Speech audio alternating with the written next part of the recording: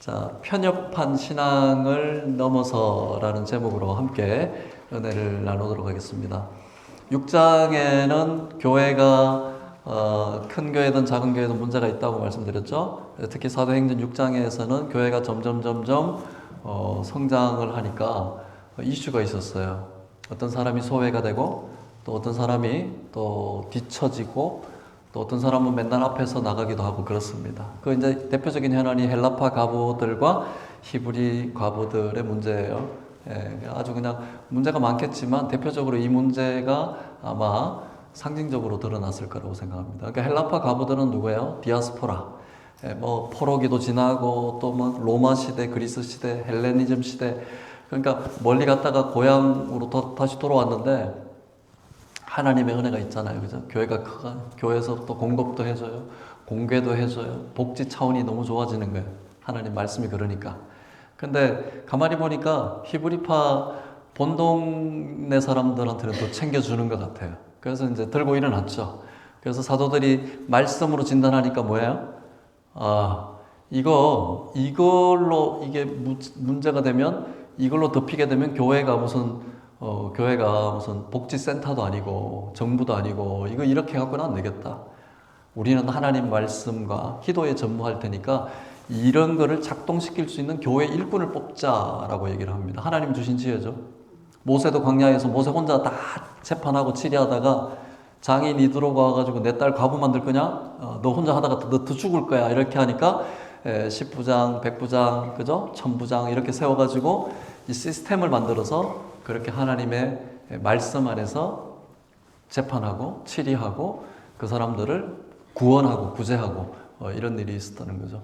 자, 그 대표적인 일이 이제 7장으로 넘어가는데 7장에서는 대표적인 사람, 우리가 알죠. 스데반이라는 사람이 나옵니다. 7장에 보면.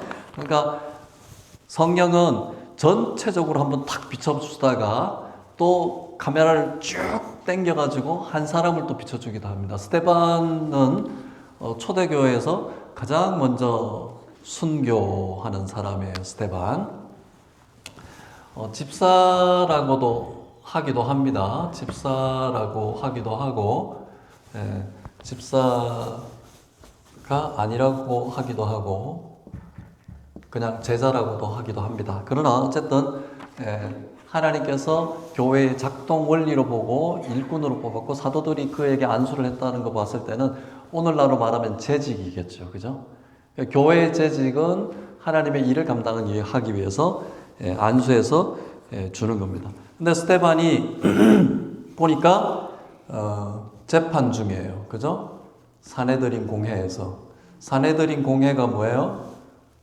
71명 또는 72명으로 구성된 대법원 같은 데입니다. 그죠? 70명의 서기관들, 바리새인들, 사두개인들, 그리고 한 명의 대제사장으로 구성된 그런 사형 이외의 모든 판결은 여기서 최종 판결이 일어납니다. 그러니까 스데반이 어디까지 끌려왔어요? 사내들인 공회. 그죠? 여기서 공회의 재판을 받고 있는 거예요. 이유가 뭐죠?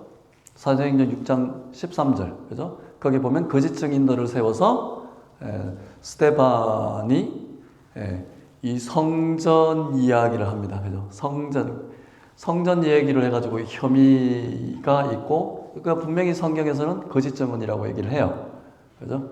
근데 예수님도 뭐에 혐의가 있었어요? 신성모독, 그죠? 또 성전 모독, 그죠? 마태복음 26장, 마가복음 14장에 보면 이 성전을 허물라 내가 사흘 만에 일으키겠다라고 얘기하면서 요한이 주석을 답니다. 요한이 뭐라 그러냐면 진짜 성전을 얘기하는 것이 아니라 자기 몸을 두고 하는 것이다 라고 얘기를 하잖아요. 3일 만에 부활했잖아요. 근데 스데반도 그 얘기를 하니까 거짓 증인을 세워서 스데반을 기소했고 스데반을 지금 판결 중에 있습니다. 제사장이 그래서 거짓 증인들이 얘기하는 걸 듣고 스데반 앞에 와가지고 이 말이 사실이냐라고 묻습니다. 그때 스데반의 변정이 일어납니다. 변정, 아폴로제틱스, 변정, 논정, 그죠? 그러니까 스데반이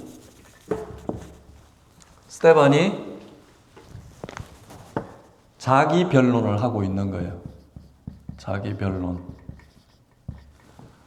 뭐에 대해서 자기 변론을 하고 있냐면 너희들이 잘못된 신앙을 갖고 있다. 그 중에 하나가 편협한 신앙, 고착화되어 있는 고정관념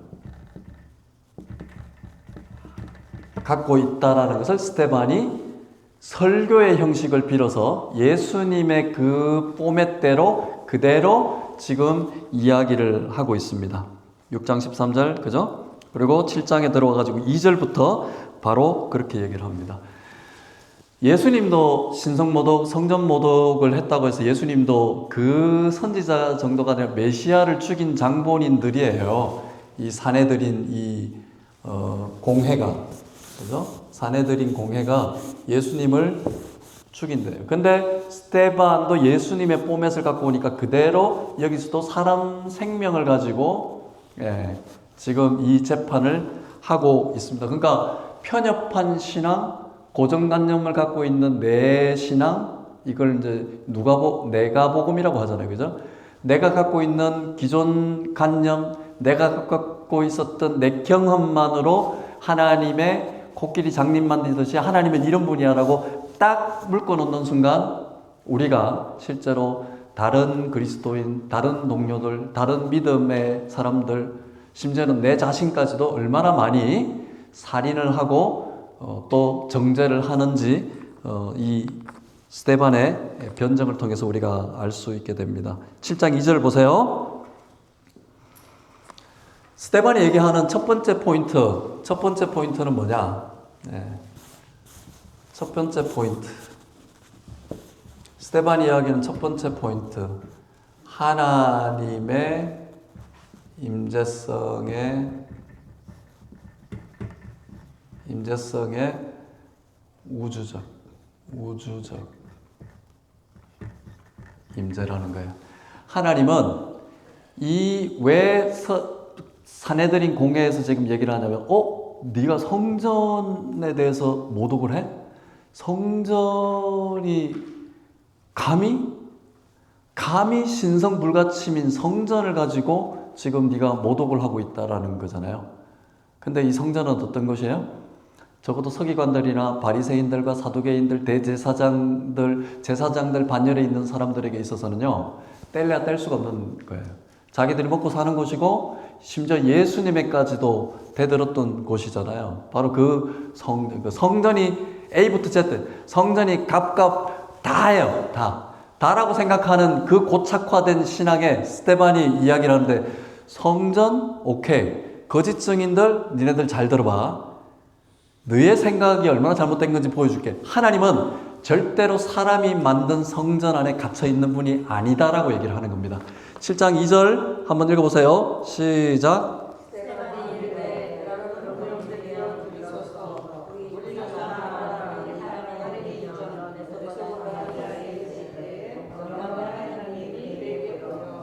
네, 뭐예요? 아브라함 얘기하는 거죠?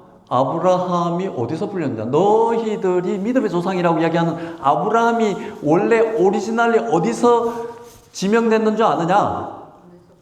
메소포타미아니까. 하란은 뭐예요? 하란은 이렇게 돼 있죠. 이게 이렇게 돼 있는, 여기가 바벨로니아 고대 도시 아니에요? 여기가 갈대아우르예요. 갈대아우르. 하란이 어디야? 이쪽이에요. 터키. 터키. 이렇게 온단 말이에요. 이 애굽으로 들어가잖아요. 이렇게 오는데 이 직선거리로 1000km. 이 여정을 거쳐서 오는데 아브라함이 어디서 불려받았는 줄 아느냐? 성전이 아니고 이스라엘도 아니고 예루살렘도 아니고 너희가 생각지도 못하는 하란, 갈대아우르, 메소포타미아에서 아브라함이 불림받은 거 너희들 아느냐 모르느냐라고 얘기를 하는 겁니다. 하나님은 예루살렘 성전 안에만 갇혀 있는 분이 아니라는 것을 딱 첫 번부터 이야기를 합니다. 7장 9절 보세요. 7장 9절을 한번 읽어보세요. 또.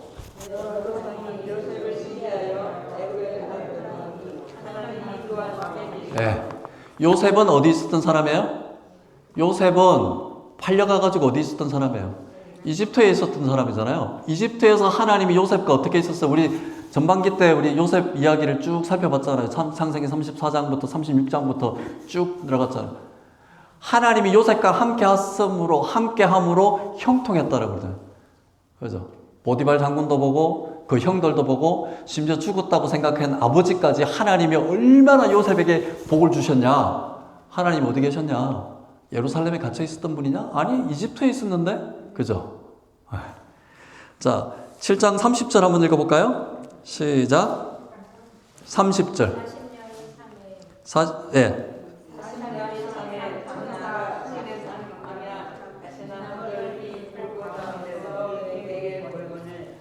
예. 이거는 누구 얘기예요? 모세 얘기죠. 모세가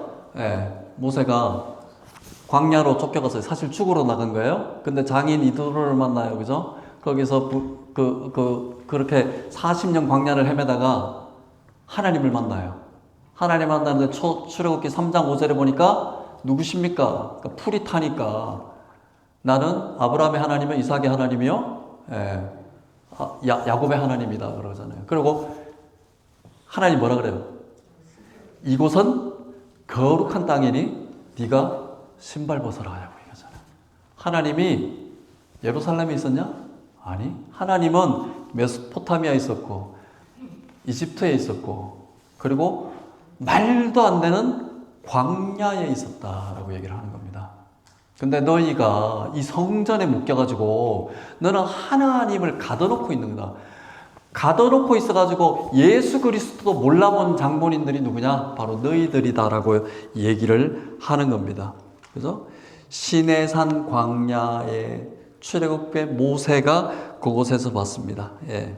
자, 38절이 절정입니다. 38절 시작. 7장 시내산에서 말하던 저들과 함께 광야에 있었고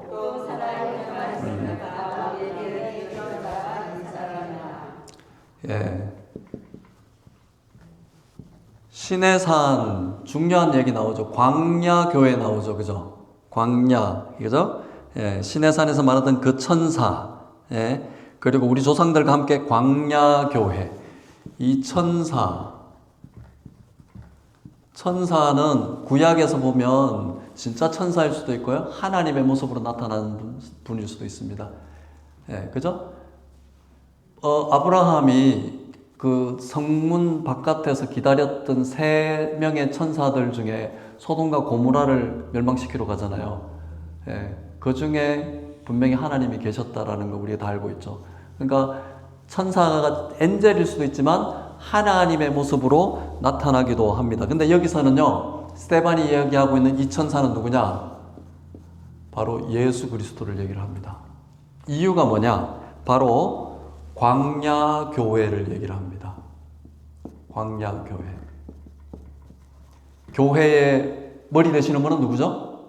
우리는 교회의 몸된 예수 그리스도의 몸된 공동체예요. 우리 교회는 예수 그리스도가 머리 되셨어요. 그래서 스데반이 광야 교회를 얘기를 합니다. 광야는 뭐예요? 바디발이라고 그랬죠. 예. 미드발. 그래서 미드발이 뭐예요? 하나님의 말씀과 같은 곳입니다. 근데 이곳에 스데반은 한술 더 떠가지고 그 광야가 어떤 곳이냐? 광야에 교회가 있었던 곳이라고 얘기를 합니다. 그리고 거기에 보면 제일 끝에 뭐예요?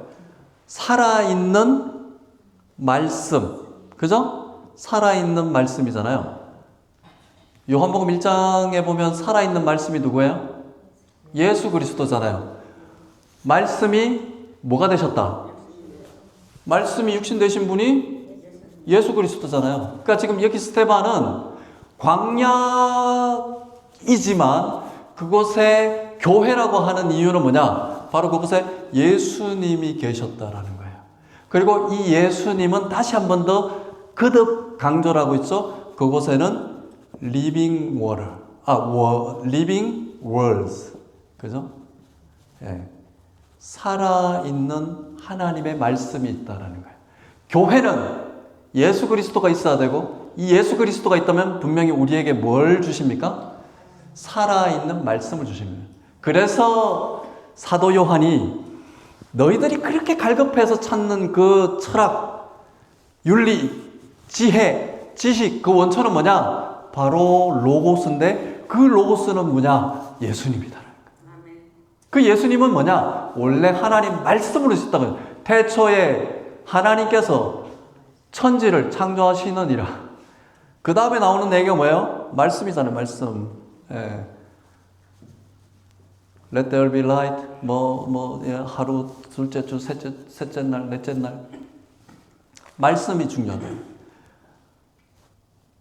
교회가 다 같은 교회가 아닙니다. 살아있는 하나님의 말씀이 있는 곳이 교회인 거예요. 보세요. 큰 교회 중요합니다. 아주 대도시의 이름난 교회 중요해요. 그들도 그들의 역할이 있습니다만은 우리가 지금 이 광야 같은 이 시절을 보내도 우리가 교회이냐라고 하는 우리 스스로 자존감을 낮추는 고착화된 편협한 신앙을 가지고 있을 수도 있어요. 저 교회? 뭐야? 맨날 다니네? 이동하네? 원래 이랬어요. 원래. 광야교회예요, 광야교회. 이곳에 하나님의 리빙 워드가 있었고, 예수님이 계셨고, 이곳을 하나님께서는 광야교회로 인정해주고 있다라는 겁니다. 그래서 해 에클레시아라는 말을 써요. 스테반이 해 에클레시아, the church of the desert, wilderness. 그러니까 뭐예요? 그 광야에 있는 그 교회. 원어에서는 분명히 얘기하거든요. The church of the wilderness. 교회라고 다 같은 교회 아니에요. 하나님이 인정하는 교회는 어떤 곳이냐? 예수 그리스도가 있어야 되고요. 살아있는 하나님의 말씀이 있어야 됩니다. 이 원어를, 그래서 굉장히 중요합니다. 하나님이 인정하는 그 교회, 그리고 살아있는 하나님의 그 말씀을 받은 사람이 누구예요? 여기에. 누구예요? 출애굽기 3장 5절 누구예요? 광야의 떨기나무 본 사람이 누구예요? 모세죠. 스데반이 왜 그 얘기를 해요? 그러면 이집트 너희 조상들이 모세를 잘 영접했느냐? 역사적으로 우리가 알죠. 했어요, 안 했어요? 안 했죠. 거기 중간에 보면 모세가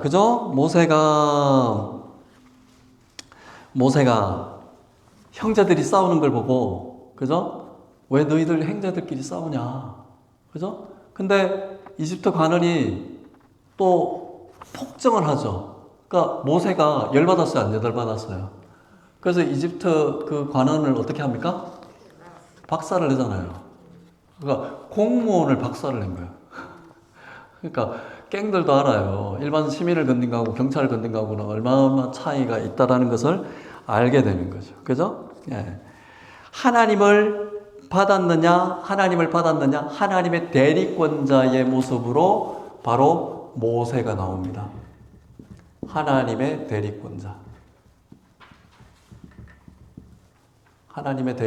이거를 성경에서는 선지자라고 얘기를 합니다. 스데반도 선지자라고 얘기를 합니다. 그런데 이들을 받아들이지 않았어요. 이를 받아들이지 않습니다.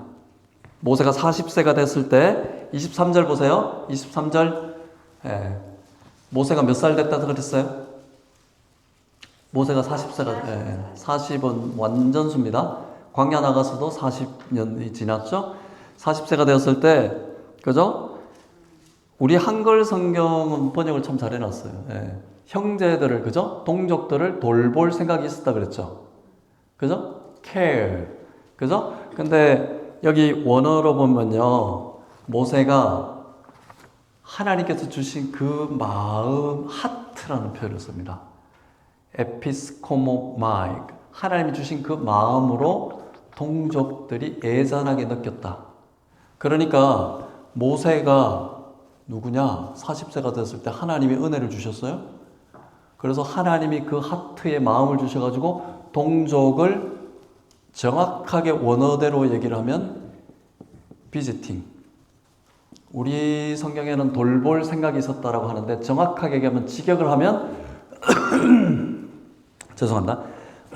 모세가 하나님이 주신 마음으로 그 동족들을 뭐 했다 그랬어요? 방문했다.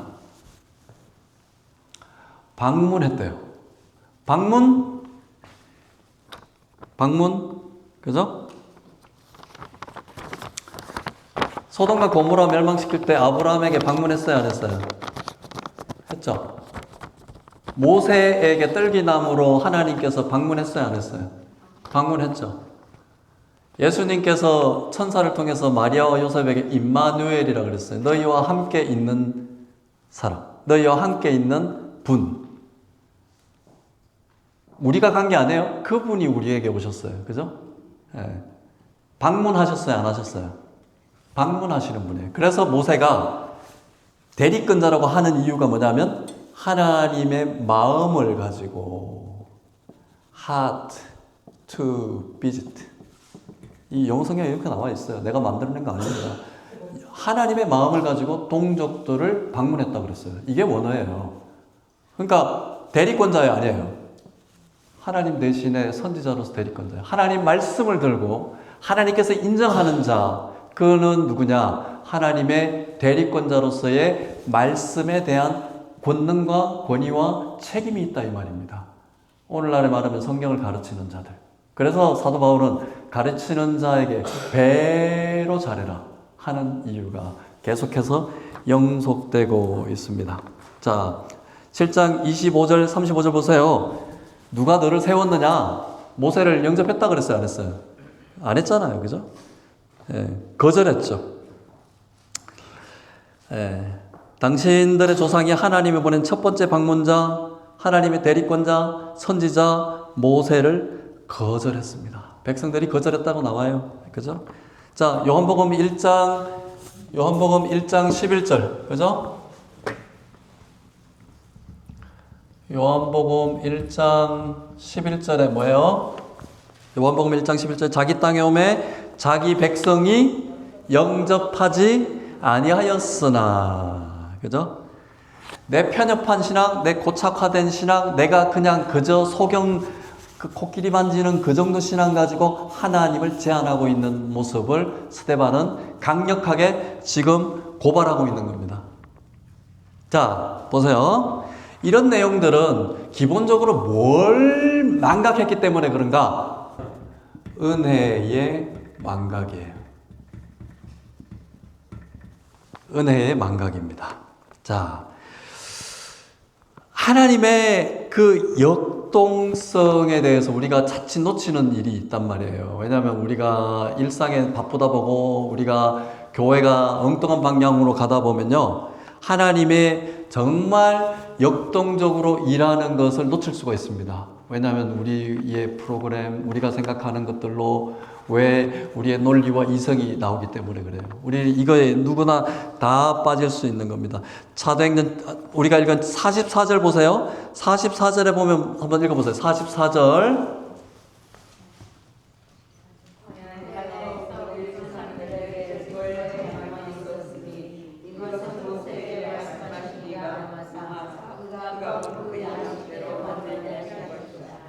네, 여기 뭐가 나와요?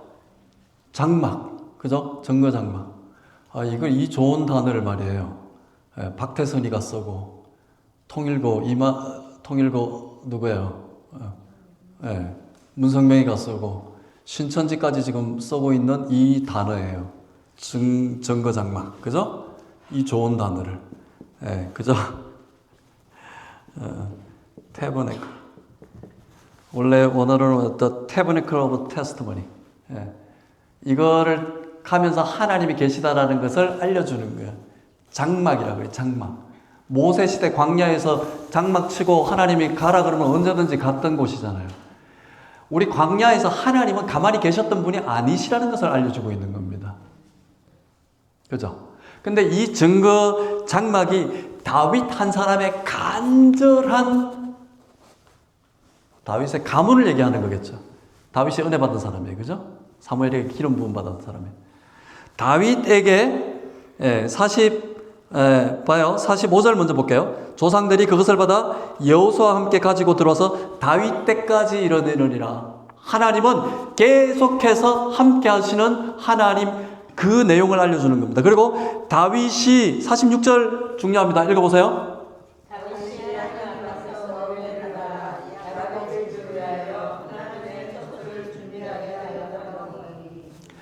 다윗이 뭘 받았다 그래요?